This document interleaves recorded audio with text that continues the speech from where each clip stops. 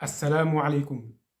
Sachez que nul ne dit qu'il est croyant sans être éprouvé en retour afin de prouver sa foi. Et sachez que nul ne dit qu'il est musulman sans qu'Allah ne l'éprouve afin qu'il prouve qu'il est véridique dans ce qu'il a dit.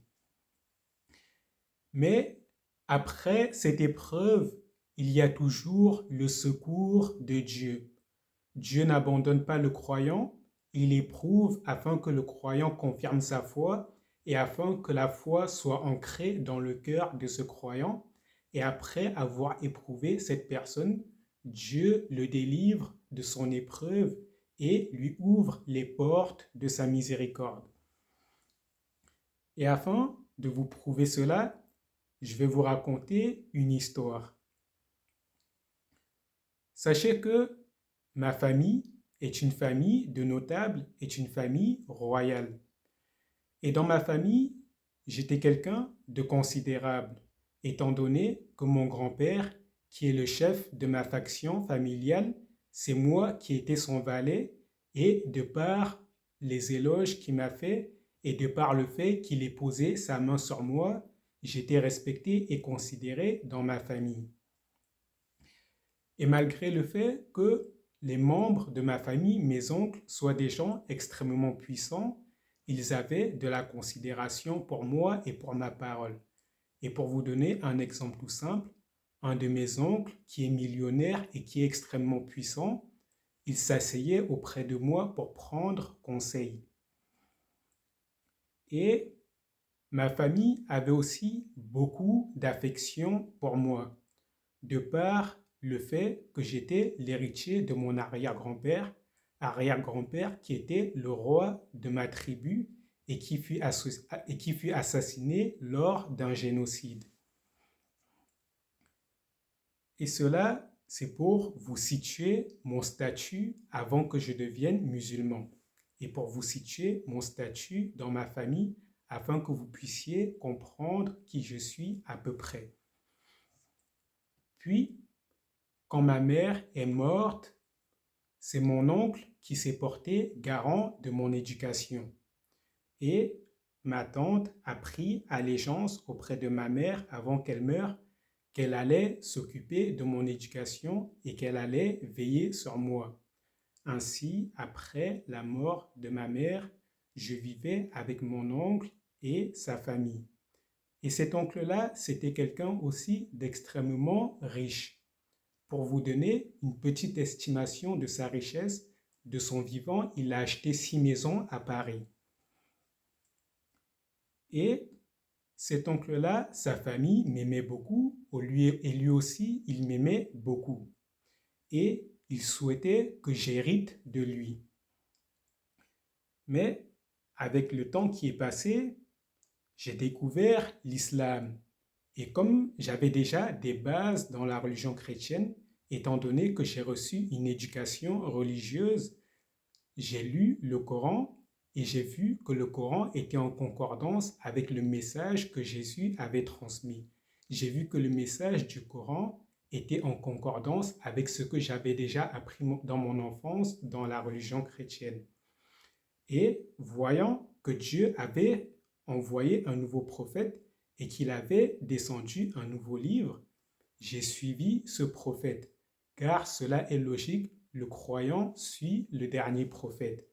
Et bien sûr, tout en continuant de croire que Jésus est le messager de Dieu et de croire que Jésus est le Messie et de croire en la prophétie des prophètes qui sont passés avant sans les renier. Ainsi, je suis devenu musulman. Et quand je suis devenu musulman, le visage de ma famille a tourné vis-à-vis de moi.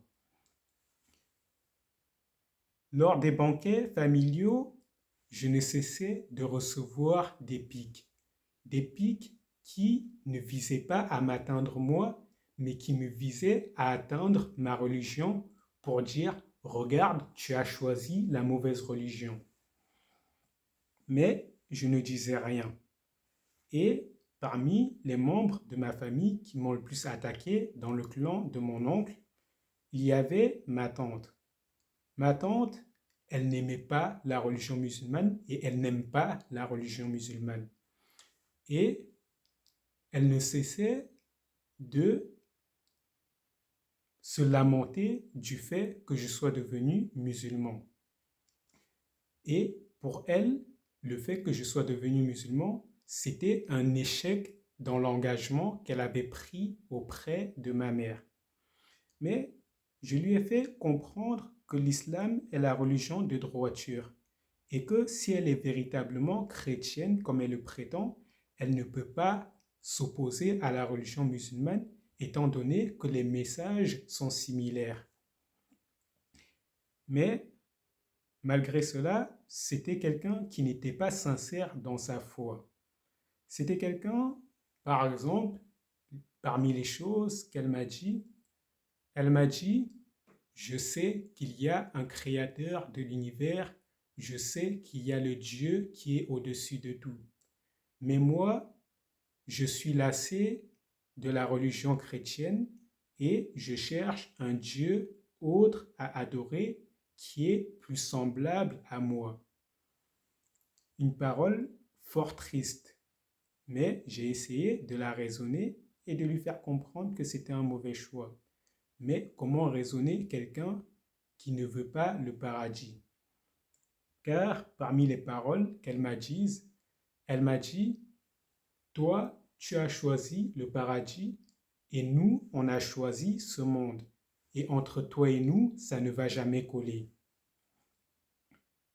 Et elle m'avait fait subir un ban de 4 ans auprès de ma famille. Car voyant que j'avais de l'influence sur les petits-enfants de ma famille, elle avait peur que de par mon influence, ils deviennent musulmans. Et elle m'a dit, je vais tout faire pour te séparer d'eux afin qu'ils ne deviennent pas musulmans. Et ce à quoi je lui ai répondu, tu peux le faire maintenant qu'ils sont petits, mais quand ils seront grands, ils chercheront leur voie par eux-mêmes. Et à ce moment-là, pourras-tu les empêcher de faire leur choix? Et bien sûr, malgré toutes ces méchancetés qu'elle a dites, ça restait quand même un membre de ma famille et je l'assistais quand elle était dans le besoin, car Allah m'a facilité les choses matérielles et Allah m'a facilité la maîtrise des choses matérielles. Puis, dans ma famille, il y avait un autre membre qui, elle, est aussi extrêmement puissante. Pour vous donner son statut, pendant un moment, c'était la nutritionniste de l'Assemblée nationale française, pour vous donner un peu son statut dans la société. Et elle, elle me disait que la religion, ce ne sont que des sottises, ce ne sont que des choses fascinées par les hommes. Et que si je veux réussir dans ce monde, je dois penser comme elle. Et elle, sa pensée, sa manière de voir les choses, c'était soit manger les autres, soit te faire manger. Elle n'avait aucune notion du bien et du mal. Elle, pour elle, c'était soit dominer les autres, soit se faire dominer. Et bien sûr, comme je vous l'ai dit, ma famille était riche, donc elle aussi, elle était riche.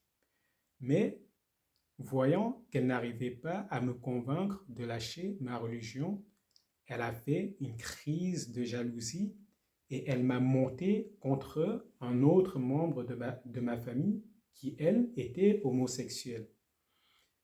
Malgré le fait qu'elle était homosexuelle, elle savait que je n'étais pas en accord avec cela, mais il y avait une relation de bon procédé entre elle et moi.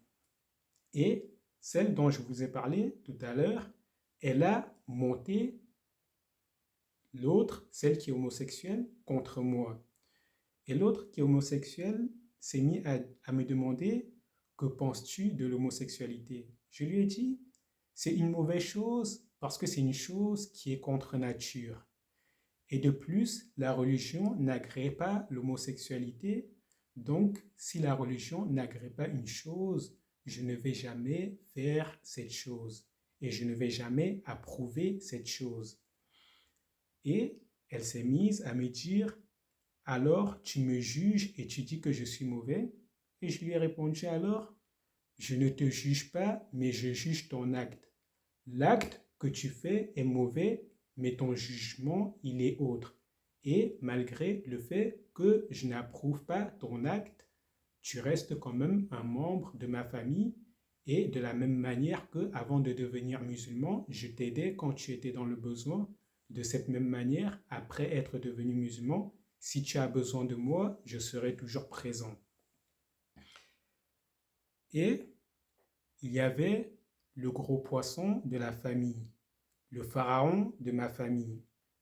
Cet oncle dont je vous ai dit qu'il avait acheté 6 maisons de son vivant à Paris.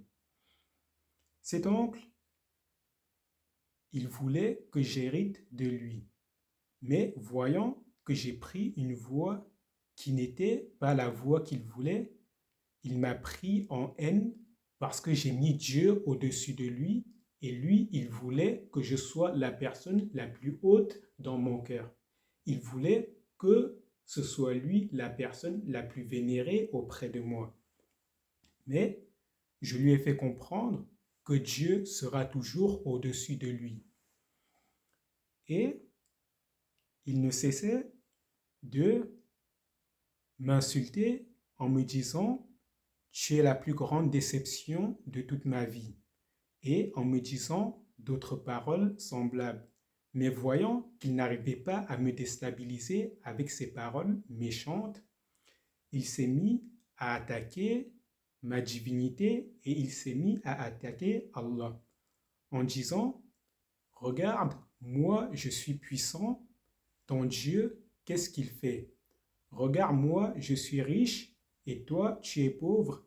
Qu'est-ce que ton Dieu il a fait pour toi qui fait que tu es au-dessus de moi? Et je lui faisais comprendre que la richesse n'était pas un facteur de grandeur et que Dieu rendait riche celui qui voulait et que si Dieu veut me rendre riche, il me fera dépasser sa fortune. Et à chaque fois, il ne cessait de venir me voir et me dire, ton Dieu n'est qu'un incapable. Regarde, il n'est même pas capable de secourir les musulmans dans le monde entier. Regarde, ton Dieu n'est qu'un incapable. Tu n'es même pas capable de te secourir si tu es en danger dehors. Et si jamais tu vas dehors et que tu pratiques ta religion, ton Dieu n'est même pas capable de te secourir et de te défendre contre l'oppression. Ce à quoi je ne lui répondais pas parce que je savais qu'il disait ça seulement pour me déstabiliser. Et dans sa doctrine, lui, c'était un athée pur.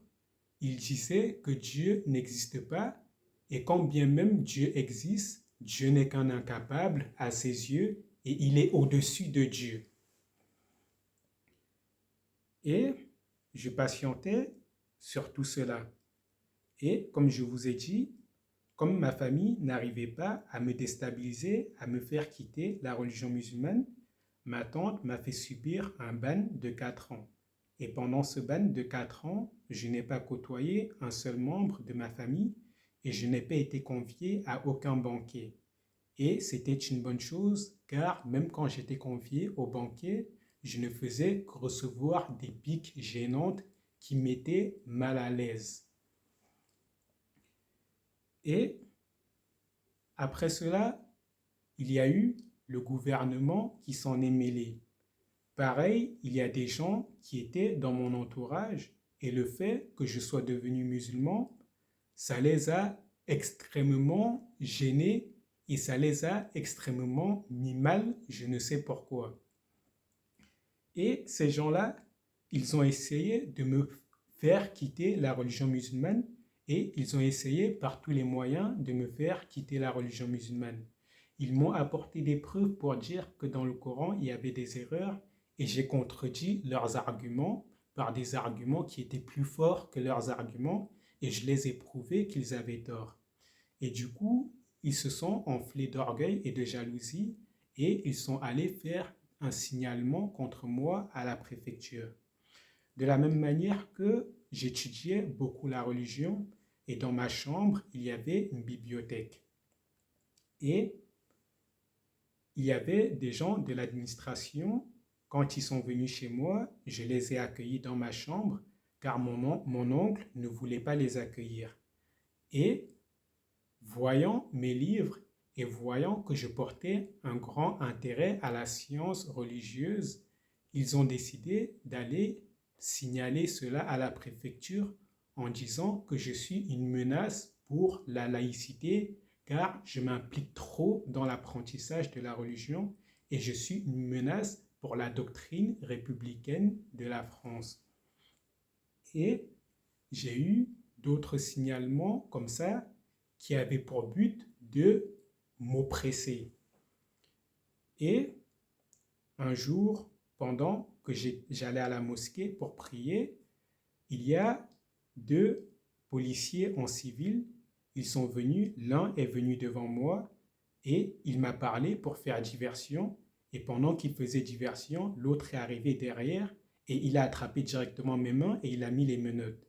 Puis à, ils m'ont conduit au commissariat du centre de Paris, au commissariat de la Cité. Ils m'ont dit, vous savez pourquoi vous êtes arrêté? J'ai dit non, je ne le sais. Ils m'ont dit, vous êtes arrêté parce qu'il y a des signalements terroristes contre vous et parce qu'il y a un décret qui vous ordonne de quitter la France et vous n'avez plus le droit de mettre les pieds en Europe. Puis, ils m'ont mis dans un centre de rétention et pendant que j'étais dans ce centre de rétention, il y a un avocat qui est venu à mon secours et elle a pris parti pour moi. Et elle m'a expliqué comment les avocats de la République fonctionnent, que ce sont des avocats qui font semblant de me défendre, tandis qu'ils ne font que mettre en valeur les choses qui vont pousser le juge à prendre la décision contraire. Et elle a monté un dossier pour dire que j'étais innocent des accusations dont j'étais accusé. Et je suis passé devant un juge après avoir passé quelque temps au centre de rétention et ce juge m'a posé des questions concernant les signalements qu'il y avait eu contre moi. Je lui ai répondu, je suis devenu musulman parce que la religion musulmane est la suite de la religion chrétienne et la religion musulmane, la prophétie reçue par le prophète Mohammed est le dernier livre de la prophétie et le croyant doit suivre le dernier prophète. Car en étudiant la religion chrétienne, je sais que les musulmans, les chrétiens et les juifs ont le même Dieu. Puis, elle m'a posé la question concernant mon grand intérêt pour la science religieuse.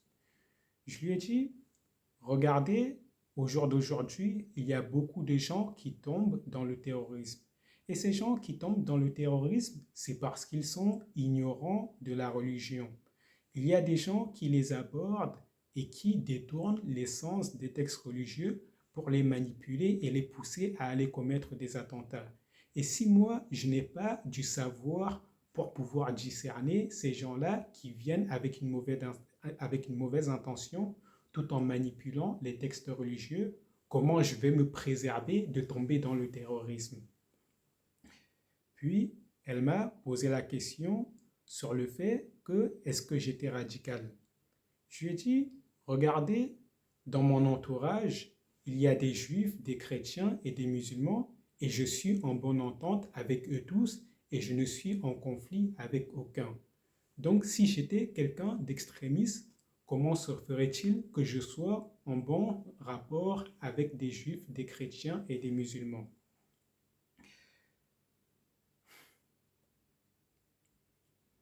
Puis,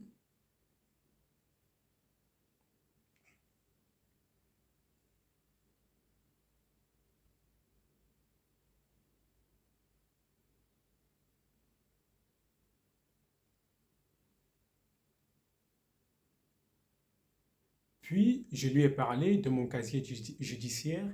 Je lui ai dit, regardez, mon casier judiciaire, il est vierge. Je n'ai jamais commis aucun délit et personne ne s'est jamais présenté pour dire que je lui ai fait un tort quelconque. Alors, sur quoi la préfecture se base-t-elle pour dire que je suis un danger? Puis, il y a le procureur de la République qui a essayé de pousser le juge à valider le décret de la préfecture afin que je sois banni de l'Europe en disant celui-là, il est un danger pour notre pays. Mais le juge a préféré prendre mon parti et elle a publié un décret disant que j'étais blanchi de toutes les accusations. Et la préfecture, dans leur vice, ils ont mis sur mes papiers que je pouvais vivre ici, mais que je n'avais pas le droit de travailler.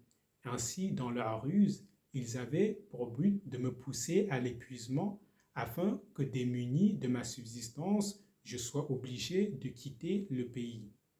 Mais j'ai préféré patienter et endurer. Puis, après cela, je suis retourné chez moi et je continuais mon apprentissage de la religion et je continuais à aider les gens autour de moi autant que je pouvais, de la même manière que même lorsque j'étudiais à l'école, pendant le métro, j'étudiais la religion et à l'école, pendant la pause, j'étudiais la religion. Le soir, en rentrant chez moi, j'étudiais la religion et je m'efforçais dans mes adorations de les accomplir toutes en leur temps. Et je faisais en sorte d'avoir un équilibre entre ma vie mondaine et ma vie religieuse. Je faisais en sorte de trouver un équilibre parfait entre ma spiritualité et mon travail ou mes études. Et après cela, lorsque la situation entre ma famille et moi est arrivée à son paroxysme, j'ai décidé de me séparer de ma famille, car ils avaient pris fermement leur position. Comme ils l'ont dit, ils ont choisi ce bas monde et moi j'ai choisi l'au-delà, et entre nous, ça n'allait jamais coller. Et j'ai compris qu'ils n'allaient jamais changer de choix et qu'ils allaient toujours tout faire pour me pousser à quitter ma religion. Et j'ai compris qu'il n'y avait plus aucun bien à rester auprès d'eux. Donc, j'ai décidé de faire scission avec la faction des fils de mon oncle. Et en les quittant, j'ai pris mes habits et j'ai pris mon Coran et le reste des livres que j'avais, je les ai offerts à la mosquée ou bien je les ai offerts à des frères que je connaissais qui avaient un grand intérêt pour la science religieuse. Et lorsque j'ai quitté ma famille, j'étais démuni étant donné que je ne pouvais pas travailler à cause de la préfecture. Ainsi, j'étais SDF, je dormais dans des escaliers, je dormais au parc, je dormais dehors. Et je restais 3 jours sans manger et beaucoup de fois, je sautais des jours sans manger parce que je n'avais rien à manger, mais je ne me plaignais pas de mon sort. En plein hiver, dans le froid glacial, je prenais ma douche au parc dans le froid glacial et je ne me plaignais pas de mon sort.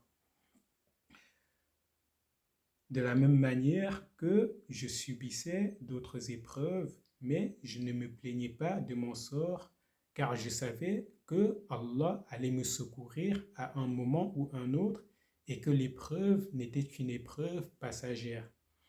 Ainsi, ma seule nourriture quand je pouvais manger, c'était du pain et de l'eau, car je m'efforçais de toujours faire mes prières à la mosquée. Et souvent, à la mosquée, le soir, quand les boulangers n'ont pas vendu tout leur pain, ils vont déposer le reste à la mosquée. Et ainsi, j'en prenais et je mangeais. Et quand le boulanger déposait du pain à la mosquée, j'avais à manger. Et quand les boulangers ne déposaient pas de pain, alors je dormais le ventre vide. Et pendant que j'étais dans cette épreuve, Allah m'a facilité par son inspiration parce que j'avais des visions et des rêves des choses qui allaient m'arriver le lendemain. Par exemple, chaque matin, je demandais à Allah de m'accorder ma subsistance et pendant que je somnolais dans ma sieste, j'avais une vision que j'allais trouver de la nourriture et dans la journée, pendant que je marchais, je trouvais de la nourriture et je prenais la nourriture et je la mangeais car je savais que cela me venait de la part d'Allah. De la même manière que des fois Allah me facilitait et me montrait des visions dans lesquelles les gens allaient me donner soit de l'argent ou bien autre chose sans que je n'ai rien demandé. Et par exemple, pendant que j'étais au parc en train de faire mes ablutions, il y a une dame qui venait et me donnait 20 euros et elle me disait Bismillah, prends-le au nom d'Allah.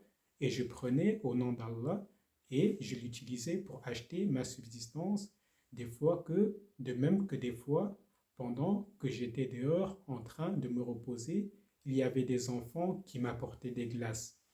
Mais bien sûr, je ne faisais pas apparaître mon état sur mon apparence, car je faisais toujours en sorte d'être propre, je faisais en sorte que mes habits soient propres. Je lavais mes habits dans la fontaine du parc, je les séchais et je faisais toujours en sorte d'être propre.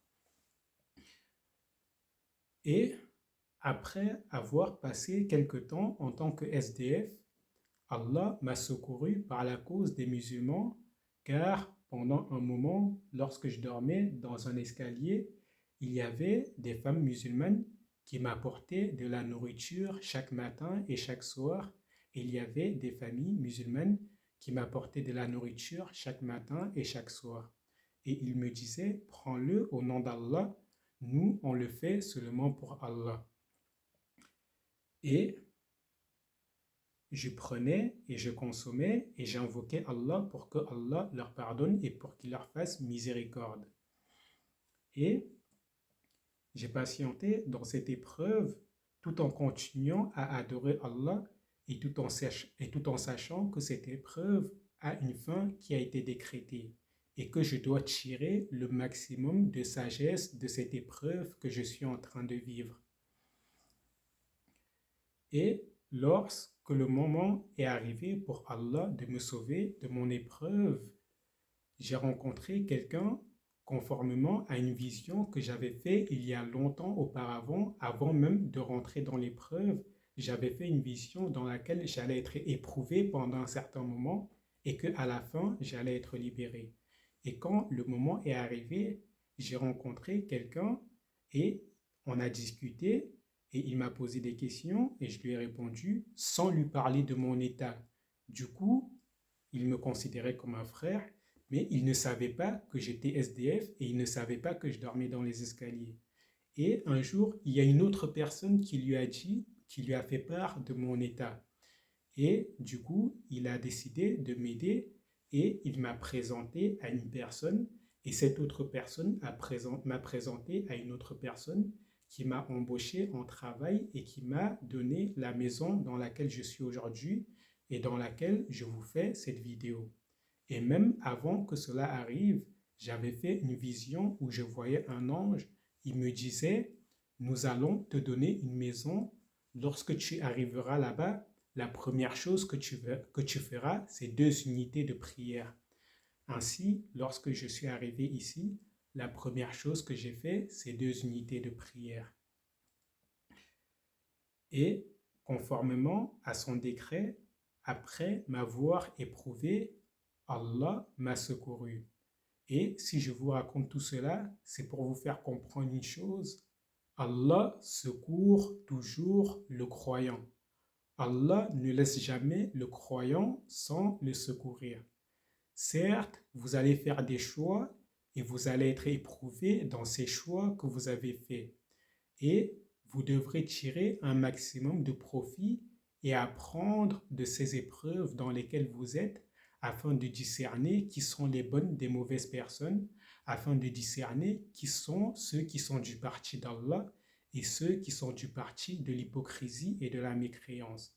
Et de la même manière que dans cette épreuve, vous allez acquérir de la science et de la sagesse. Car si Allah éprouve le serviteur, c'est pour l'élever en degrés. Et celui qui s'élève en degrés s'élève aussi en science et en sagesse. Celui qui est plus haut en degrés dans la foi ne peut être plus ignorant que celui qui est plus bas en degrés. Ainsi, Si Allah vous éprouve, c'est pour votre bien. C'est pour vous élever en degré, c'est pour vous apprendre le bien à connaître, c'est pour vous apprendre à connaître le bien et le mal, c'est pour vous apprendre à connaître les bonnes et les mauvaises personnes, et c'est pour que vous obteniez de la science et de la sagesse afin que vous soyez préservés dans ce bas monde. Et une fois que vous aurez profité au maximum de votre épreuve pour apprendre ce que vous devez apprendre, Allah va vous secourir. Et en plus de vous secourir, il va vous donner votre subsistance dans ce bas monde et au paradis, il vous fera, et dans l'au-delà, il vous fera hériter du paradis. Donc, quand vous faites des choix, sachez que vous n'allez pas mettre tout le monde d'accord et vous allez être éprouvé dans ces choix que vous avez faits.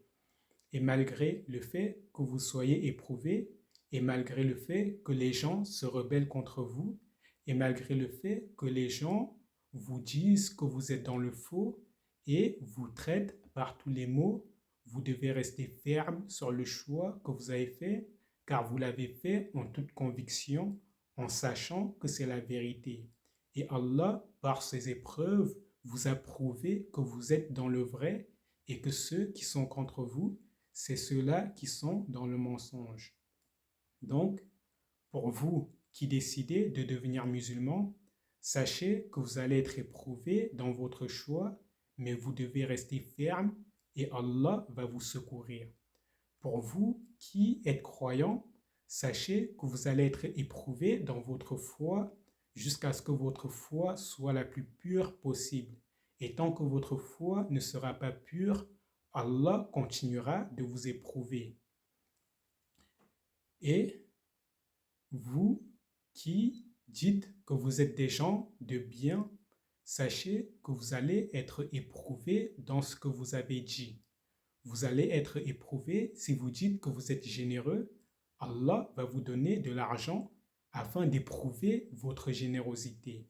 Allah va vous donner de la sagesse afin d'éprouver votre bonté et votre volonté d'enseigner le bien.